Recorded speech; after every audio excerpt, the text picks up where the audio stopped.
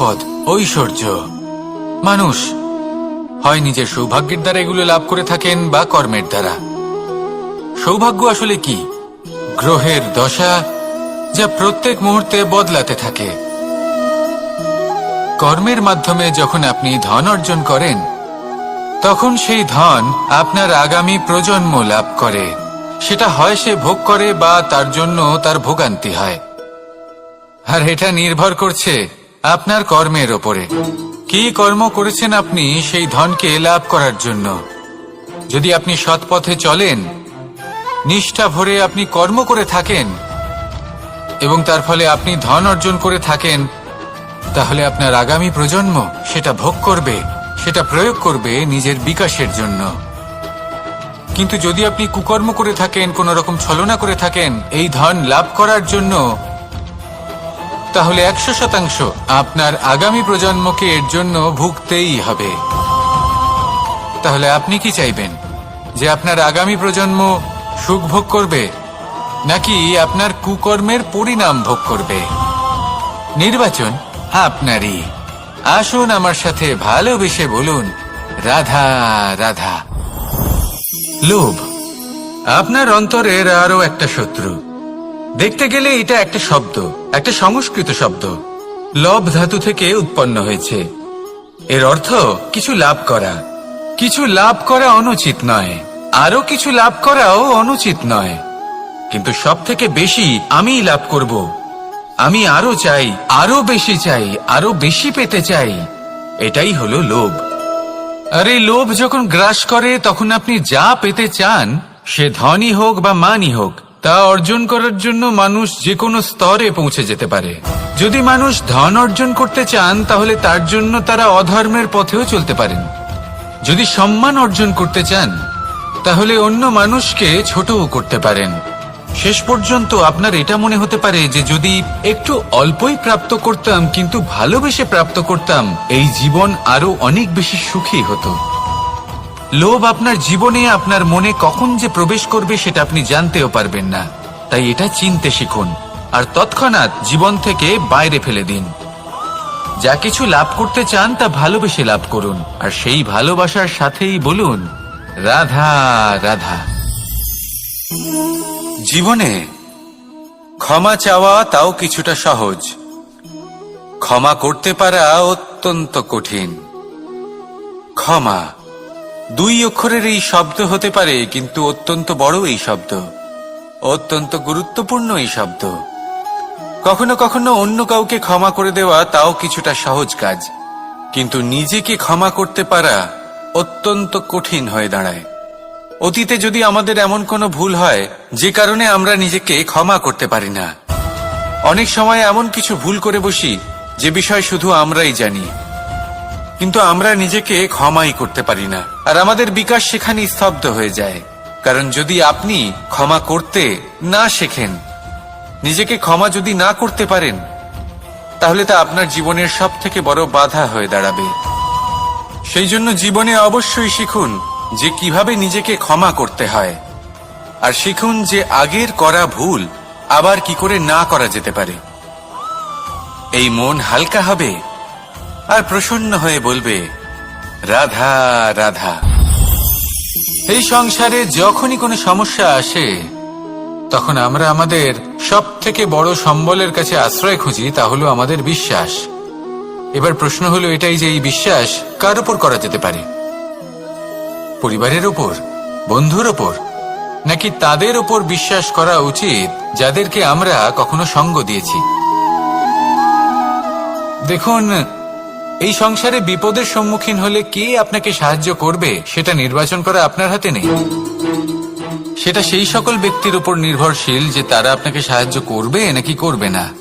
অর্থাৎ যখনই কোনো বিপদ আসে, সর্বপ্রথম তার সম্মুখীন আমাদের নিজেকেই হতে হয়, আর তার জন্য প্রস্তুত থাকা প্রয়োজনীয়। সেই শক্তি, সেই সাহস অর্জন করা প্রয়োজনীয়। দেখুন, যখনই অন্ধকার আসে, তখন সবার আগে কে আপনাকে ত্যাগ করে চলে যায়? আপনার নিজেরই ছায়া। এই অন্ধকারের সম্মুখীন হতে হয় অন্তরের প্রদীপের দ্বারা, অন্তরের আত্মা দ্বারা। তবেই আপনি অন্ধকারের ওপর জয়লাভ করতে পারবেন। সেই জন্য যে বিপদই আসুক না কেন নিজেকে তার জন্য প্রস্তুত রাখা উচিত। সেই সাহস নিয়ে আসুন। এমন কোনো বিপদ নেই যা আপনাকে ভেঙে দিতে পারে। আসুন আমার সাথে ভালোবেসে বলুন, রাধা রাধা। মানুষ সবসময় চায় যে তার জীবনে যেন কখনো কোনো সমস্যাই না আসে। সে চায় তার জীবন যেন শুধুমাত্র শান্তি এবং সুখের দ্বারা পূর্ণ থাকে। কিন্তু এই চাহিদা অনুচিত কিছু নয়। আমরা সবাই এটাই চাই যে জীবনে সুখ থাক, শান্তি থাক। কিন্তু এই কথা সবসময় মনে রাখবেন, যে সূর্য উদিত হন সংসারকে প্রকাশমান করেন, দুপুরবেলায় সংসারকে রৌদ্র প্রদান করেন, সন্ধেবেলায় তাকেও অস্ত যেতে হয়। এবার আমাদের জীবন চক্র কিছুটা এরকমই। কোনো কিছুই চিরকাল একরকম থাকে না। কখনো এই নদীকে দেখুন যা বয়ে চলেছে। এই নদী যা বয়ে চলেছে তার পথেও অনেক বিপদ আসে। বড় বড় পাথরের সম্মুখীন হয়ে তাকেও সামনে এগিয়ে যেতে হয়। একটি পুকুর যা চারদিক থেকে ঘেরা, তার জীবনে কিন্তু কোনো সমস্যা নেই। কিন্তু এই সংসারে পুকুরের পুজো করা হয় না, পুজো করা হয় নদীকে।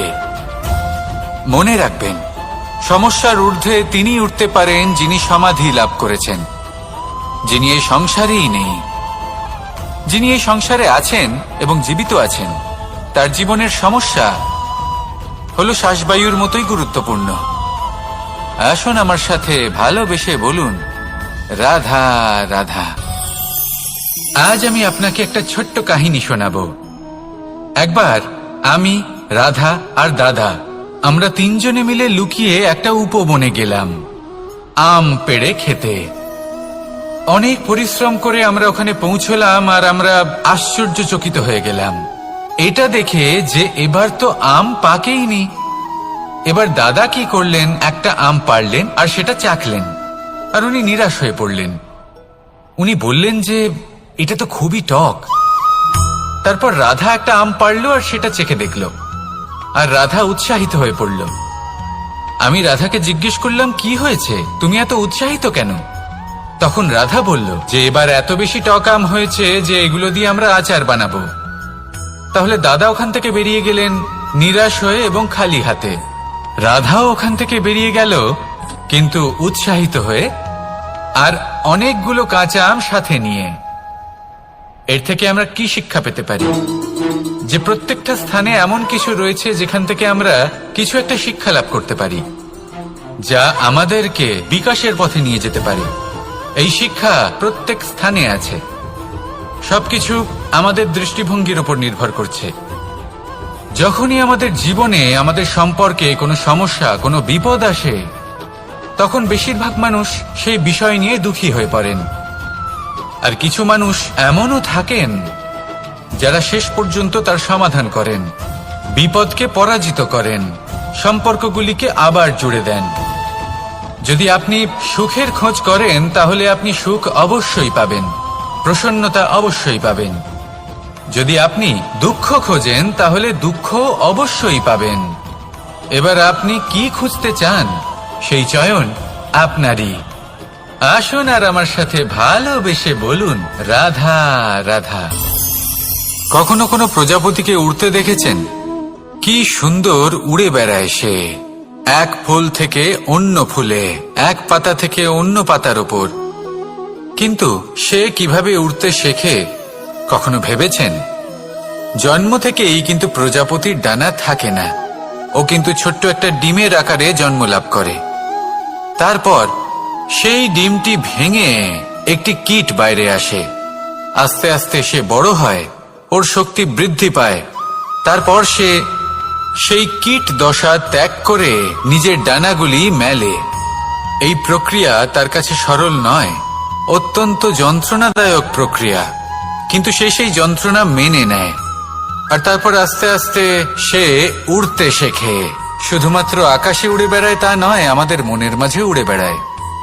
এবার এই ডিম থেকে প্রজাপতি হয়ে ওঠার যে যাত্রা, এটা যতটা কঠিন, ততটাই কঠিন হয় এই সংসারে শ্রেষ্ঠ কর্ম করা, ততটাই কঠিন হয় এই সংসারে মহান হয়ে ওঠা। সেই জন্য প্রয়োজনীয় প্রচেষ্টা এবং সময়। নিরন্তর প্রচেষ্টা করতে থাকুন, পর্যাপ্ত সময় নিন এবং আপনি নিজেকে এই আকাশে উড়ন্ত অবস্থায় পাবেন। আসুন আমার সাথে ভালোবেসে বলুন, রাধা রাধা, রাধা রাধা। আপনারা হয়তো ভাবছেন কি আশ্চর্য ব্যাপার, প্রত্যেকবার আমি কথা শেষ হওয়ার পরে রাধা রাধা বলি। এইবার আমি আগেই বলে দিলাম। কারণটা কি? কারণ হলো অত্যন্ত বিশেষ। প্রত্যেকবার কথা সমাপ্ত হবার পরে আপনাদের সবার মধ্যে ভালোবাসা বিতরণ করতে চাই, তাই রাধা রাধা বলি। কিন্তু এইবার এই নতুন এবং বিশেষ সূত্রপাতে প্রথমে প্রেম বিতরণ করা অত্যন্ত আবশ্যক। এবার একটা বিষয় আছে যা জানেন হয়তো সকলেই, কিন্তু বুঝতে খুব কম জন পারেন। এই প্রেম, এই আনন্দ, এই সকল কিছুর সূত্রপাত হয় নিঃস্বার্থ আবেগের দ্বারা। ঠিক যেমন একজন মাতাকেই দেখে নিন। যখনই একজন মাতা সন্তানকে জন্ম দেন, তখন এই সংসার ভুলে যায় যে তার জন্য এটা একটা নতুন জন্ম। কারণ একজন নারী তখন একজন মাতৃরূপে নতুন ভাবে জন্ম নেন। একজন নারী স্ত্রী ও গৃহবধূ রূপে কিছু অধিকার লাভ করে থাকেন, কিন্তু তিনি যখন মা হয়ে যান, তখন তিনি শুধুই দান করতে শেখেন।